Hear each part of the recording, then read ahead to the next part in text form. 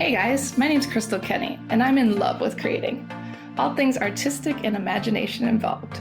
I'm an American girl who chased her creative dreams all the way to Paris, France, making a living using photography. This podcast takes you inside the stories of all the artsy folks I've met along the way and gives you that extra push to discover your creative gifts. The desire to create is deeply inside each and every one of us, and I give you the tools and inspiration to find a new way of living a more creative life. This is La Vie Creative, the podcast.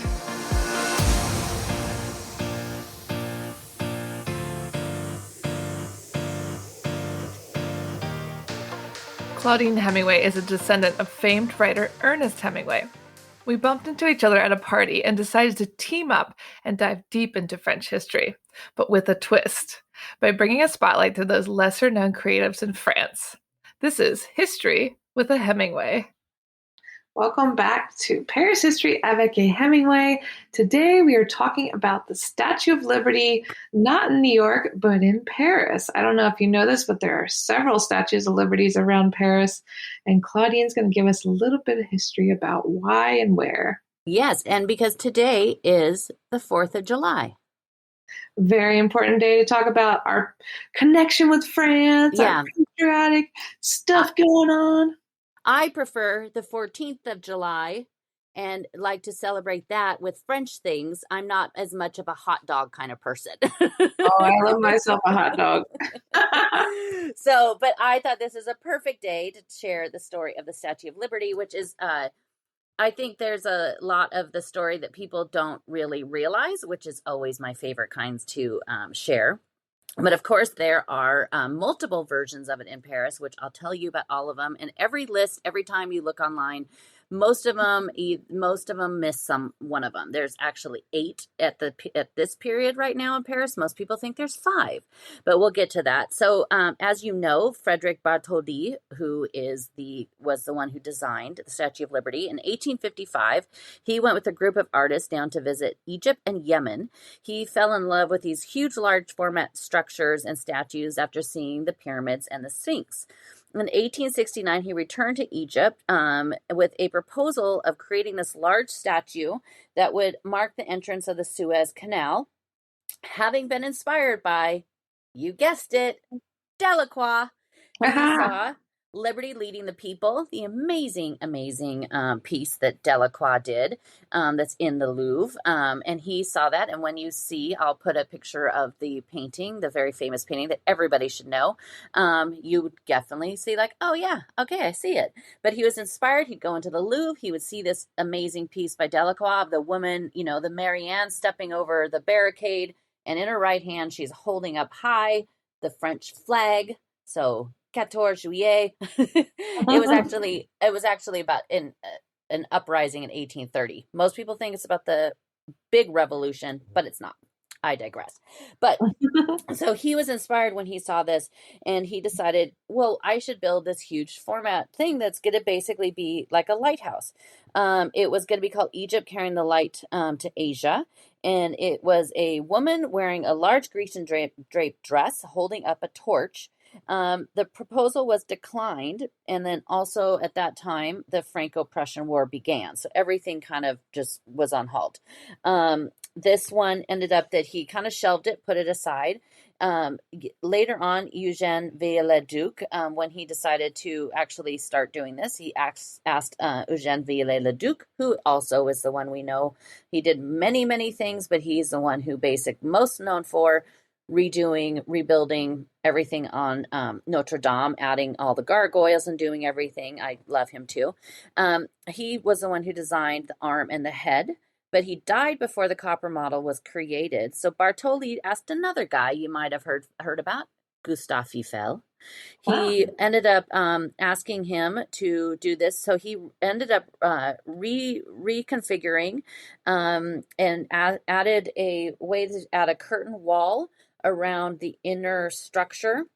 So it included a central pillar and 9 horizontal struts and a secondary skeleton that was like the skin around it. So Gustave Eiffel was really the one who kind of, he was, pretty much did it so that it would work and stand up.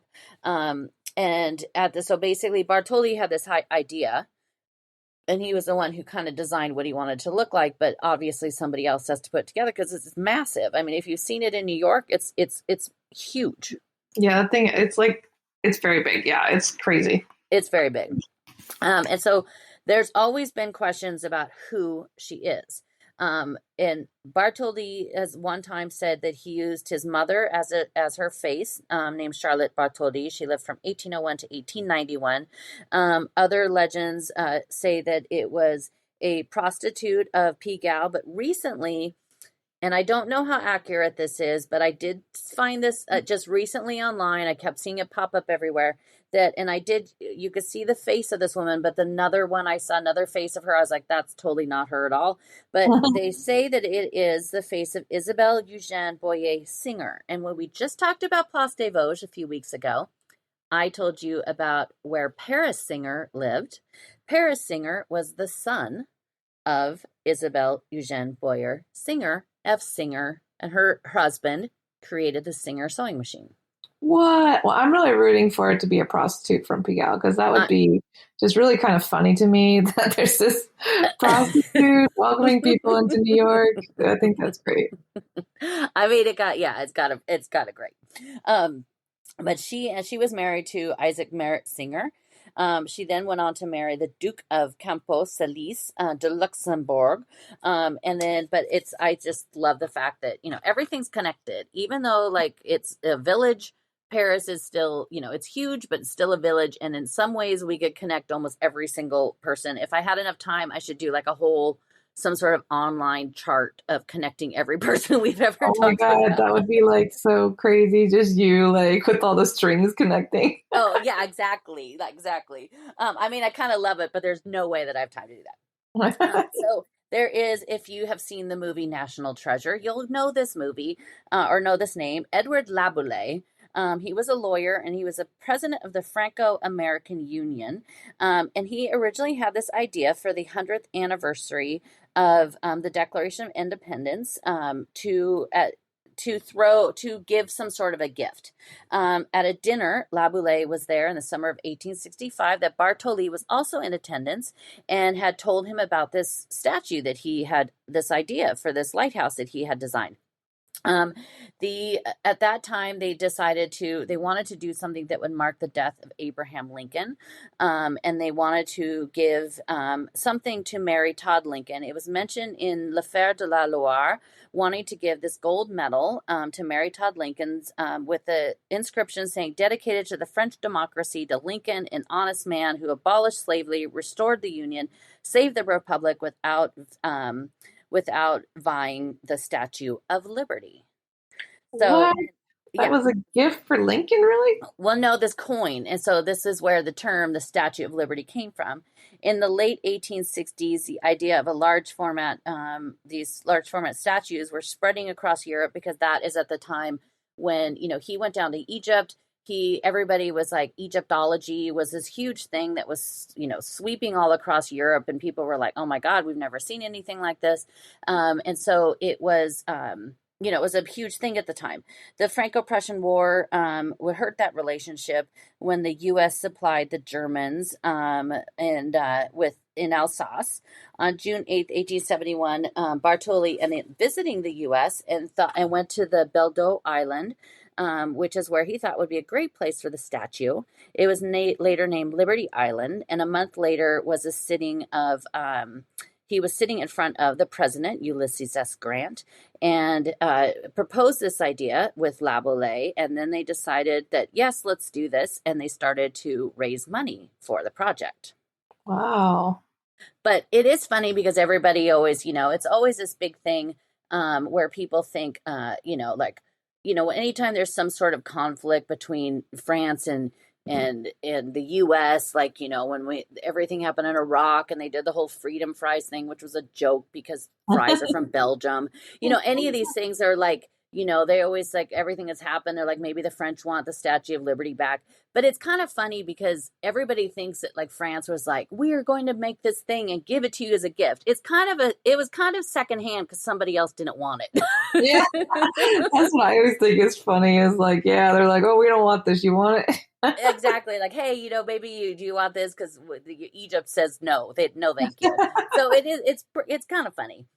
But the fundraising began right away. The Gaget Gautier and family manufactured the copper plates. It was 64 tons of it was donated by a man named Pierre Eugène Secton. The studio was next to Eiffel's on the Rue de Chazelle, which is where something is today, where you could go and see. On July 4th, 1876, on this date, was the goal to have it completed by, but a small fracture was found inside of the dome, and so it couldn't be finished. And the only thing that was actually finished at the time was the arm that held up the torch. The torch had to be redone. The original torch was very different. Now we see it as this thing that's just gold gilded. It originally was more like a lamp. It basically had like this grid structure and had glass. So it was originally a lighthouse. Well, that's cool. I guess Yeah. they didn't like the look of it. No. So in 1878, the Universal Exposition in Paris, the head without the arm was displayed on the Champ Mars, which is a very famous image, and I'll post that on my website. Visitors could come and they could walk up inside her crown. In October of 1886, sorry, she was finished and inaugurated in New York City 10 years late. 10 years? 10 years later. What? Yeah. But when you look at her, so there's all these symbolism of her. And, I used to I love the Da Vinci Code. I love all those books. And I used to always be like, I want to be Robert Langdon and a symbologist. And a friend one day was like, you kind of are. And I'm like, oh, I am. So, but I love all these little things because she has a crown of 7 spikes. Each one of the spikes is for a different continent. Her tablet that she holds evokes the law. The tablet is different depending on if you're in France or in the U.S. Her torch is for enlightenment. She rests on a pedestal that originally was supposed to be her standing on a large boat, which if you go to the Arts et Métiers, you go in there and see one of the very first models that he did that his wife, Bartholdi's wife, ended up giving to them. And you get to see this idea, which I'll tell you about. The Paris tablet says on it, or the French one says that it says on there July 4th. The French tablet says November. The one in the Luxembourg also has a different date on it. So the dates of it in France, because it's, for the US, it's all about the 4th of July. And then in the ones that you see in Paris, it's more about the date it was given. That's crazy though. I love those pictures of it being built out in Louvenois, and you just see these weird body parts around buildings. Yeah, it's really, because they're huge. At her feet are chains that were broken. In the one in New York, it faces east. And then the one that is in Paris actually faces west towards New York. That's pretty cool. Yeah, it is really cool. There are multiple ones that are in Paris, of course. The one that you see that's on the end of the Ile aux Seins, she is the one that's facing towards New York. It was placed there in June of 1889 as part of the World's Fair. And it was originally, had its back to the U.S. and it looked towards Élysée Palace. So she was turned around the other way. Bartholdi hated that. And in 1937, it was turned around so that she is facing towards her big sister in New York. I mean, it makes more sense too from the water. It looks weird to just see the back of her. Yeah, and it is pretty. I mean, it's a tenth of the size or so of the one that's in New York. It is much smaller, but it is pretty cool to go see her. And I'll tell you a little bit about the island, but. There's the one there, of course, that's probably the most famous. There is one in the Musée de Lux, or in the Jardin de Luxembourg. The one that is there, the original one that was in the Luxembourg is now in the Orsay. So this one was replaced there. It used to be sit actually closer to where the Musée de Luxembourg is. And that is when Hemingway used to go and visit her. He was not religious. And when he would need to have a moment of like, maybe I need to just go back to the US and give up on this. It was during, when he left, when, Hadley said, this is it. And he took on with Pauline. So he would kind of go there and he would go to her and have like a little chat with her, like she was his saint. And so now where it is in the Luxembourg is in a different spot. And there's now an American oak tree planted next to it that was given to Paris by some of the people in remembrance of 9/11. But the poor tree, I don't think it likes French soil because it just never looks very good. It looks like I don't know if an American oak is supposed to be growing here. He's having a tough time. Yeah, but there is the one, of course, in the Orsay and she's straight right when you walk down into the building and you start to walk down the steps, you see her. There was originally two at the Arts et Métiers. The one that's inside is the one I mentioned that she's standing on the bow of a ship and you could go underneath it. And that was originally Bartoli's original idea. It is really cool. So difficult. Yeah, it's really cool. There was one that was outside as well, but that has now been sent to New York or DC to the French consulate. I think it's supposed to come back at some point, but that is where there was one there. There is, and what I mentioned on the Rue de Chazelle, which is where they had a workshop that was next to Gustave Eiffel's workshop. There is now where that building used to be. If you walk down the street, there is a clinic. Like a beauty clinic, and on the outside of it has the image of her face, the Statue of Liberty, and inside it has a small version of the Statue of Liberty because that is where she was created. That's the one most people never know about. In the 7th, next to the Rue de Cherche Midi, is the Caesar Centaur statue. And that is the one where, it's this man that's also a horse. If you look, there is a small version of her on that one. And there's also one sitting on a boat on the Seine near the Ile de la Seine. Yeah, that's the one I always pass with customers. That's not just somebody who liked, I thought it was just someone who liked it or something. I think so. No, I think it is. It's just somebody. There was apparently a residence that somebody said that they had one and it was on their back deck, but no, that one is gone now. But cool. It is funny because you see most people say there's 5, but there's more like 8, maybe 9. But how many official ones are there? Right. Yeah. Well, I mean, the official, I would probably say 4. If you still counted the 2 that was at the Arts et Métiers, because the ones in the Arts et Métiers, that is the one that is from the original cast of it. If you also, they're all over France too. If you go to Colmar, that is where Bartoli was born, and there's quite a few. There's a pretty good size one, about the size of the one that you see in Paris, that's there. And so there's quite a few of them. They're all over the place. It's kind of like, oh yeah, there's another Statue of Liberty. I'm just trying to imagine them on boats coming to America, like the pieces. Then the pieces, yeah. I mean, it was easier to put together the Eiffel Tower than it was to put, because the Eiffel Tower was pretty much, kind of an erector set in some ways. Yeah. Put together in the pieces, and then, but she was different because she had that, copper on the outside. There is also the flame that's in Paris, and that was given as a gift from the U.S. back to France because France was the one who redid the actual flame that's on her in New York, where it changed it into what we see it today as this gilded flame instead of the basically light. But a lot of people think of that as it's a homage to Princess Diana because it was in that tunnel below it that she died, and it kind of has turned into a bit of a monument to her, but it still is. It was not added there and placed there because of her. Yeah, they always put like Princess Di pictures and stuff on it. Yeah, there's always pictures. And I mean, it's really sad, but I think they're going to do something near there that is dedicated to her. I don't know where they are with that right now, but they were going to make a, Place Princess Diana or something like that. Time. It's been a long time for sure.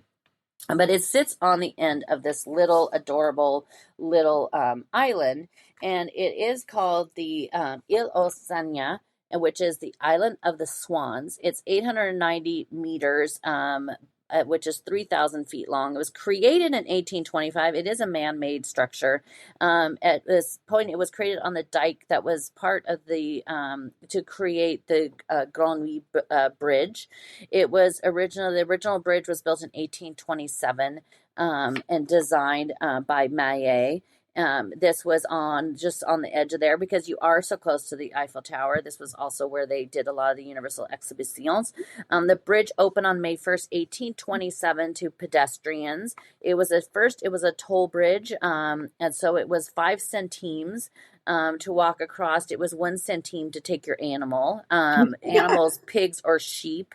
It was 2 for a donkey or a horse. Oh my gosh. In 1873, the bridge actually collapsed. Excuse me. And in 1874, they decided to build another one, and that is when they also widened the bottom of the actual island as well. So the whole island is just man-made. And on July 16th, 1918, a shell from Big Bertha exploded in the Seine between Granby and the Mirabeau Bridge. On August 6, 1918, another one hit the side of the island, destroying some of it. The current bridge that is over it, which is a really beautiful bridge, dates back to 1968 and is 2 metallic spans. It consists of a 2-layered bridge on the island. And so you get to walk through. It's really cool to walk down there, especially go on like a Sunday morning, on a sunny Sunday morning, and just go over there and just walk the length of it because it's just really serene and quiet and nobody's there. It's very, very thin. It was called the original Island of the Swans because and it dates back to Louis XIV. In 1676, Louis XIV had 40 swans brought over from Denmark, who laid their eggs on an island that was down a ways and on the shores of the Seine. And they laid so many eggs that they couldn't be eaten fast enough. So it ended up having that there was just these hundreds of swans that were there, and they ended up that's why they called it the Island of the Swans, even though these swans were just replicating like crazy, and now today there's still swans in the Seine. Yeah, I'm there's sure you've seen them. You see them like these 2 always at Ile Saint Louis, and there's 2 always around the island, really. Yeah, there's 2 always really close to Pont des Arts. I just saw them. I just actually saw them this last weekend because I was like, I haven't seen the swans lately, but their swans are mean. They're super mean. Yeah, and there's I love the black swans, which you could find out at Malmaison, and those date back to Napoleon. That they were a gift to Napoleon, and he gave them to Josephine, and they went to the little river that she had running through Malmaison, and there's still black swans there today. Yeah, they're really wild looking. They're really, I know it's really cool to see the black ones, but I always just wonder if if they are actually still related. Yeah, but I've never seen any black swan except for here. They're really wild. Yeah, I haven't either. Also, another very beautiful bridge, which you know very well because you've probably done 100 photo shoots there, is the Pont Bir Hakeim. It was named after the Battle of the Bir Hakeim in the Libyan deserts of World War II from May 27th, 1942 to June 11th, 1942. It was the Free French Brigade defeated the Germans and Italians and allowed the British to withdraw. The bridge itself was rebuilt from 1903 to 1905 by Louis Billet, and it was decorated by the City of Paris architect Camille Formige. The bridge allowed foot, train, and car traffic to all go at the same time because, as you know, it is the metro line that runs at the top of the bridge. There's bas-reliefs on either side. Downstream, it's about electricity and commerce by Jean-Antoine Gilbert. And then on the other side is the Caduceus and commerce, which is Mercury and Hermes. The pillars were done in 1943, and they have blacksmiths and riveters also holding the coat of arms. And then also one of them is dedicated to Nantes and the maritime access into France. It is a beautiful bridge. I think I've done like 1,000 shoots there. Yeah, and then on there, which most people don't realize this, but there is a very beautiful equestrian statue that looks towards the Statue of Liberty, which you probably have a million of.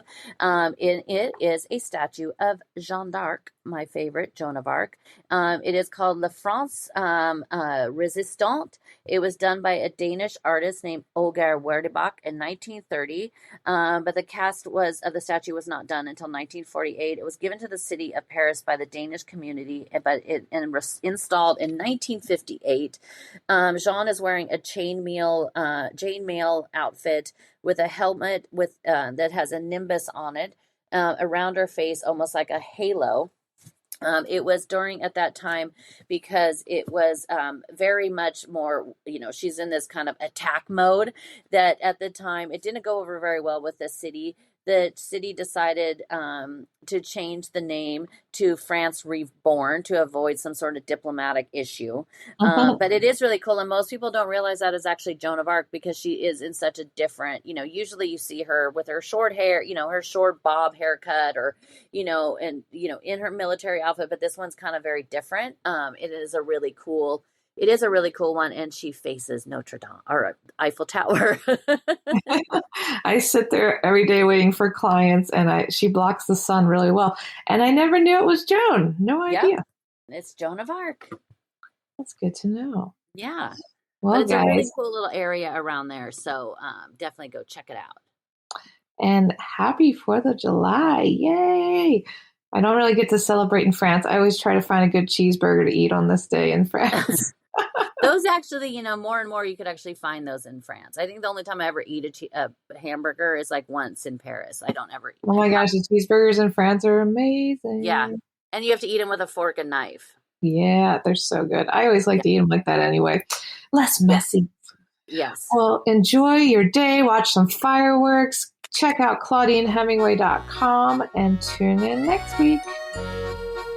Thank you for listening to Paris History Avec a Hemingway. If you want to find out some more, you could always find me on my Instagram page, Claudine Bleu Blanc Rouge, and that's BLEU, as in the French way to spell it. And each day I post a daily history lesson about a person or a place or something in Paris, or it's lots of fun facts. And then also at ClaudineHemingway.com, where you can also sign up for my newsletter there.